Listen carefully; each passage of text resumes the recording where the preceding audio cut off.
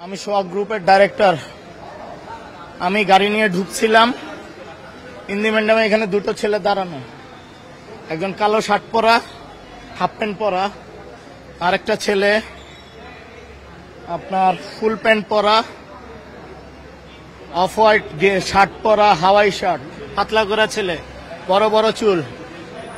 আমার এখানে অফিসার বললো যে স্যার টানতেছে, বললো যে স্যার একটু সাইডে গিয়ে টানেন। এই কথাটা কেন বললো? আমার লোকের এই বুকের মধ্যে ধাক্কা দিছে। ইন দি মেন টাইম আমি গাড়ির থেকে নামছি। এই মেয়ে আপনারা কারা? এই বলা মাত্র এই যে আমার লোকটার, আমার সাথে আমার লোকটার এই এখানে ওদের পকেটের মধ্যে একটুক ছুরির মতো চাপাটের মতো ওইটাতে প্রথম ওরে কোপ দেয়। তারপরে যখন আমরা ঘুষানো শুরু করে দৌড়ায় চলে গেল, এরপর 60-70 জন লোক নিয়ে আইসা আমারে কোপ দিছে। আমার কোপটা লাগছে আদিবের, আমার সাথে আমার আর ছোট ভাই আদিব নাম, ওর এইটা পুরোটা বাইরে হয়ে গেছে কোপ লাইগা। আমার এই জায়গায় কোপ দিছে, দেখেন এই যে আমার এখানে কোপ দিছে, এই যে আমার এখানে কোপ দিছে। কেন নিবেন না? সব নেন। এই দেখেন, জানি না সমগ্র বাংলাদেশে আমরা ব্যবসা করি, কেন এটা জবাব কে দিবে? মিডিয়া দিবে, পুলিশ দিবে, আর্মি দিবে, আমাদের উপদেশ দিবে, কে দিবে? সবার কাছে দাবি। যদি এটার বিচার করতে না পারে সবাই আমরা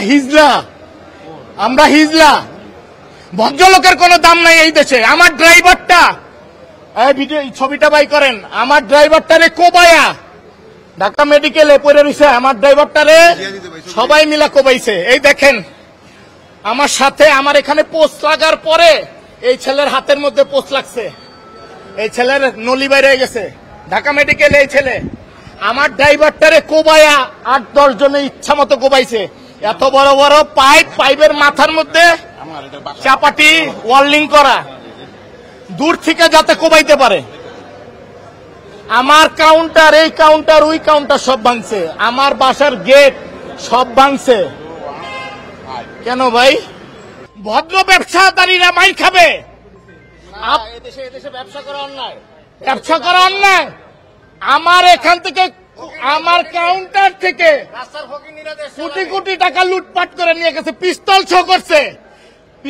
শো করছে, চাপাট শো করছে। কেন ভাই? প্রতিকার নাই?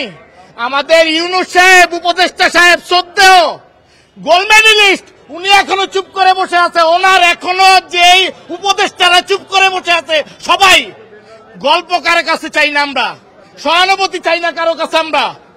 কিন্তু আমাদের গায়ে, আমার ঘরের গ্লাস, আমার গেটে হাত দিছে।